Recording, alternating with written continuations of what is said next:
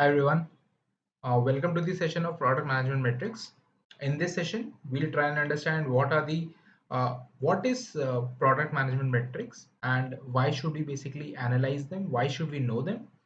We'll go through the entire funnel of the customer journey or the user journey, and we'll try and break it into different segments based on which we'll try and understand what are the various metrics that are analyzed in each of these stages, or basically what are these important metrics that we should know about in each of these stages. Also, we'll go in depth of understanding the key product indicators, key performance indicators that we should know for a product. And yeah, so that's the agenda for the session today.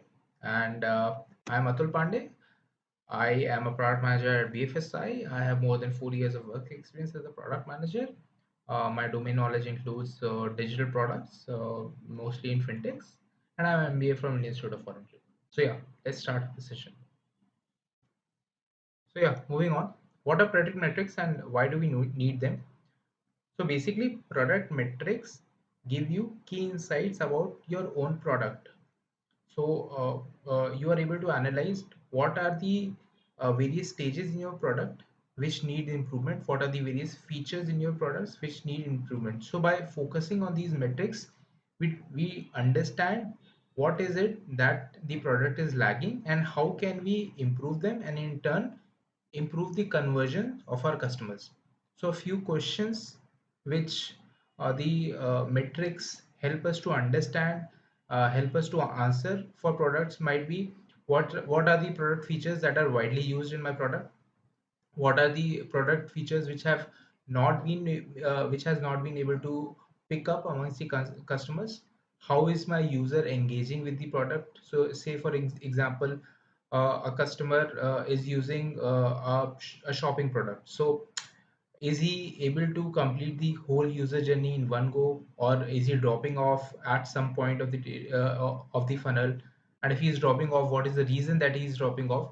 So these kind of metrics are analyzed, which help to improve on a particular feature. So say if a customer is dropping off at probably after placing the products, or placing the shopping list in his bucket. So basically he's not able to check out. So there might be several reasons that he's not able to check out.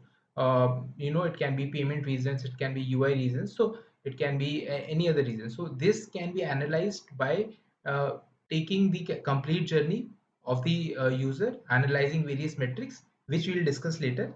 So that ways the product metrics becomes important, as it helps to derive key insights from the product, be it in terms of user conversion, be in terms of customer satisfaction, and as I discussed in understanding product features, it helps to understand the product in detail. So yeah, this is basically the need of product metrics, and that is why as a good product manager you should know at what stage which metric should be tracked, and how it can be made better to improve the product in the future. So yeah, moving ahead, defining the key KPIs, or the key performing indicators. So in the last slide we understood like were the product metrics and why should we know them. The key KPIs, or the key performance indicators, are the focused metric that as an organization or a product manager you should be typically be most worried about, if I may put it that way. So this sorts of sets out your path and helps you to focus on that metric in a better manner. So basically, if I put it in this manner, that there is a large pool of metrics that can be analyzed, that can be gauged, but there is only one or a set of certain KPIs with a very important KPI that you need to focus as a product manager for the growth of your company, because at that stage of the product cycle, you for that metric is more relevant to you or more important to you.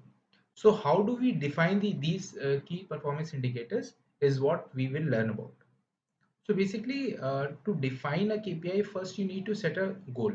So in terms of setting a goal, it depends on which stage of the growth cycle you are in. Either you are in the growth stage, you probably are introducing the product in the market for the first time. So basically your goal can be that you want to bring in more engagements to your product.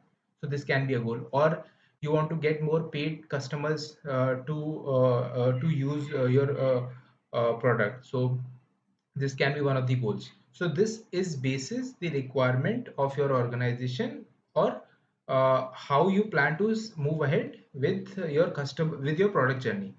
So you need to define a clear goal, and then based on these goals you need to ask relevant questions.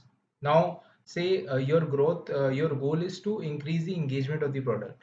So you might try and ask yourself that what are the different parameters based on which my customers are using my product. uh, what what led to an increase in the engagement of the product through a particular activity, and probably what led to a decrease in the product activity. So basically you want to go deeper and try and understand and ask relevant questions as to what would lead to an increase in the probably adoption of that metric. Then you need to map that metric to your goal. So say if your goal is to lead to more paid consumers, so you will try and analyze the metric of how a free user converts into a paid user. What are the steps that lead to that journey? And then basically based on uh, this goal, you try and review these things. You try and again come back to these questions, ask yourself whether I have reached that point in my stage in my product journey, that I can review these questions, and then again you set a different goal. So this is a cycle which helps to define the key product indicators, key performance indicators, and keep the focus of the journey for a product manager. So yeah. So moving ahead, we'll now understand what are the types of product metrics. So previously, like I said, metrics is like a huge pool based out of which a product manager has to select only a quite few on which he has to focus for the growth of his product. So to categorize these metrics, to sort of segment these metrics in a more uniform and an organized manner, in 2007, Dave McClary came up with a framework. This is known as AARR framework, and based on the user journey of a customer that is experiencing, these metrics are categorized into five segments. So these segments are of acquisition, activation, retention, revenue, and referral. So what we'll do is we'll try and understand the metrics and each stage of these segmentation, and the most relevant metrics that are there in these stages. And you as a product manager can understand uh, which stage of growth your product is in, and how you can sort of segment these metrics and focus on the most important ones for the growth of your product. So first, at the first stage comes the acquisition metric. So acquisition is your the interaction is the first stage of the interaction of your product with the customer.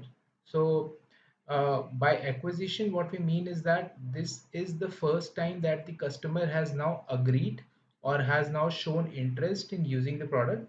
So a few important metrics in this stage can be like if it is an app, you can gauge the acquisition through the number of downloads. If it is you have a mobile, you have an uh, website, then the number of visits that are coming to that platform, the number of signups that have been done for the product. So uh, these are some of the important metrics in the acquisition stage. So moving ahead to the next stage. So yeah, moving on, the next segment of the user journey is the activation. Now, activation refers to the user journey phase in which the customer starts getting more involved with your product. So this can be measured through the activation rate, wherein we measure it by checking the numbers of users that have reached a particular milestone by the active number of users and taking out that ratio or the percentage. The activation can also be measured by tracking the visitor to sign up rate, by tracking the time spent by a visitor on your website. So this metric is usually telling you, yes, that the customer is now interested in your product, and he's trying to explore more features of your product, and he's trying to delve deeper into the user journey stage. So this is all about the activation stage of the user journey, and these are the certain ratios or the metrics which need to be captured in this stage for a SaaS product. Then from activation, we move on to the retention phase of the user journey. In the retention phase, as is signified by the name itself, the customer starts coming back to your to using your product or on your website. So the retention in the retention segment of the user journey, it can be measured by the repeat purchases that are done for your product, the unique visit ratio. So the unique number of visitors who are coming on the page divided by the total number of visitors would give you a segmentation between the unique visitors and the repeat customers. So now you know that how much of interaction with the product that is your customer willing to do. Is he willing to come back to your product and make that purchase of the product again? Is he willing to come back on your product and interact with your with most of your features and essentially complete the whole uh, customer cycle, complete the whole user journey of the product on your page for your product. So that is the retention metrics that we need to analyze. The revenue phase of the customer journey, the this segment tells you that whether the user is purchasing your product or not, and how much spent in acquiring these customers have actually resulted in conversion into the revenue, and whether you can now move into the growth phase of the product, which entails garnering more revenue from the product. So this can be measured by calculating the average profit margin on the product, average order value of the product, or basically return on ad spend, or basically the return on the customer acquisition cost. So this is all about calculating whether you as a company are now getting return on your spends or not. So this metric is comes later in the cycle, but it's very essential in terms of telling you that yes, the product that you established in the start is now making money, and this tells you as to how much of this customer segment is actually purchasing that product, is actually willing to spend on that product, and how much return it is making to you. So these are a few metrics which can be calculated for estimating the revenue, and sort of helping you focus on that metric of the user journey. Uh, the referral metric comes last in this customer growth cycle. So this is about the feedback cycle of the customers, whether the whole user journey that the customer has from coming to the landing page and then checking out and purchasing the product, whether the customer is willing to speak about your product, whether the customer talks about your product to someone else, he suggests the product, he suggests the experience that he's had on your product. So this is not about the essential features of the product. It is more about providing a better user experience to the product. It is more about helping the customer uh, give a good word for your product. So this can be measured by customer satisfaction score, the net promoter score, or the NPS, which is widely used for calculating this metric.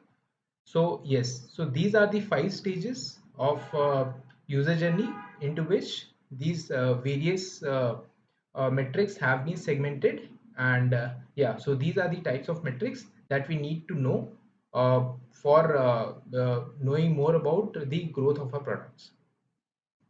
So yeah, that's it from my side. This was all about product management metrics and how to analyze them. For any questions, for any queries, you can hit me up, and I'll give you a few referrals of how to calculate these metrics and know more about the framework that we discussed, the AARR framework. And yeah, that's it. So thank you.